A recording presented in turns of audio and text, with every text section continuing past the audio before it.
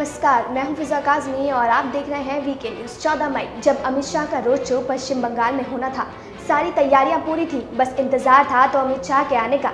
लेकिन इतने में आ गए दीदी के अधिकारी और मांगने लगे रोड शो के परमिशन के पेपर। फिर क्या था, बात इतनी बढ़ गई कि बातचीत ने हिंसा का रूप ले लिया, जिसके बाद से पश्चिम बंगाल से लगातार हिंसा की खबरें आ रही हैं। खास तौर पर जैसे जैसे चुनावों का 7वां चरण और वहां की 9 सीटों पर मतदान का दिन नजदीक आता जा रहा है, हालात दिन ब दिन बद से बदतर होते जा रहे हैं। लेकिन अब बात अमित शाह या ममता दीदी की नहीं है, अब बात है पश्चिम बंगाल के आम नागरिक की, एक वोटर की, एक युवा की और एक लड़की की, जो बंगाल की हिंसा से इतनी परेशान है जितना शायद कोई राजनीतिक पार्टी ना हो। कुछ ऐसा ही दर्द बयां किया है पश्चिम बंगाल की एक लड़की अनन्या जना ने, जो कि हल्दिया में रहती है। उन्होंने एक फेसबुक पोस्ट लिखी जो बंगाल में रह रहे लोगों की स्थिति को बयां कर रही है। बंगाल के लोगों को ही वहां रहने में अब शर्म आने लगी है। लेकिन पहले हम आपको वो चिट्ठी पढ़ा देते हैं जो बंगाल की सियासत पर सवाल खड़े कर रही है। अनन्या जना ने अपनी पोस्ट में लिखा कि लोकतंत्र खतरे में है। जी हाँ, पश्चिम बंगाल में लोकतंत्र खतरे में है। तो आज सुबह 11 बजे मैं अपने परिवार के साथ वोटिंग बूथ पर गई, जो कि एक प्राइमरी स्कूल में था, मेरे घर के पास हल्दिया में। वहाँ एक आदमी बिल्कुल ईवीएम मशीन के पास में खड़ा था। जैसे ही हम पोलिंग बूथ में घुसे और वोट वाली स्याही लगवाई, उस आदमी ने मेरी बहन को ईवीएम की लिस्ट में पहले नंबर वाले कैंडिडेट को वोट करने को कहा।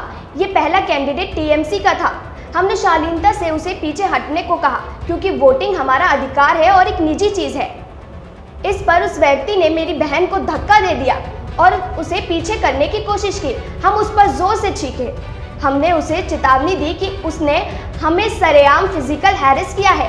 मेरी बड़ी बहन ने चेतावनी दी, मैं एक महिला हूँ, तुम आदमी हो, याद रखना, अगर तुम मुझे जबरदस्ती छुओगे तो क्या होगा। इसके बाद मेरी बहन अपनी मर्जी से अपना वोट डाल पाई। फिर उसने और वहाँ मौजूद कुछ और लोगों ने बाहर से कुछ औरतें भी बुला ली। जब मैं इन औरतों से बात करने लगी, तभी एक औरत ने मुझे धक्का दे दिया और कहा, मैं तुझे छू सकती हूँ और तू कुछ नहीं कर सकती। काफी देर तक ऐसे ही सब चलता रहा, लेकिन आखिर में वो आदमी हमारी जगह वोट डालने में सफल रहा। बूथ पर बैठे पीठासीन अधिकारी और बाहर खड़े पुलिस वाले दोनों चुप्पी साधे खड़े रहे। वहां खड़े कम से कम 30 लोगों ने हमसे गाली गलौज की और हमें वहां से बाहर निकाल दिया। हमारी गलती सिर्फ इतनी थी कि हमने अपने वोट डालने के अधिकार की मांग की। एक औरत ने तो यहाँ तक पूछ लिया कि ये कहाँ लिखा है कि वोट डालना तुम्हारा अधिकार है। वो औरत अपने आप को वकील बता रही थी। हालांकि ये लोग मेरे पिता की उम्र के थे। इन्होंने हमें प्रताड़ित करते हुए कहा कि तुम्हारे घर में घुस जाएंगे और तुम सबको मार डालेंगे। एक औरत जो मेरी माँ की उम्र की थी, उसने हमें बाहर धक्का दे दिया।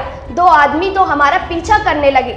अब मेरा कहना यह है कि अगर पश्चिम बंगाल के ये हालात हैं तो मुझे ये कहते हुए खेद नहीं, लेकिन हम लोकतंत्र से कोसों कोसों दूर हैं। अगर किसी पोलिंग बूथ में महिलाओं को दूसरी औरतों द्वारा धक्का दिया जाता है और आदमियों द्वारा प्रताड़ित किया जाता है, तो मुझे ऐसे राज्य में रहने में शर्म आती है।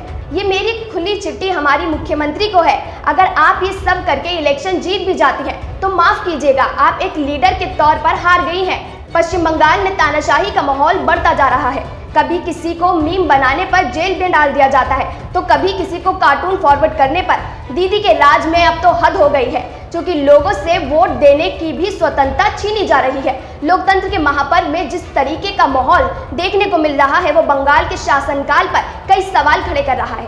देश और दुनिया की तमाम बाकी खबरों के लिए आप देखते रहिए वीके न्यूज़। और अगर आपको वीडियो पसंद आया हो तो उसे लाइक करें, शेयर करें और हमारे चैनल को सब्सक्राइब करना ना भूलें। शुक्रिया।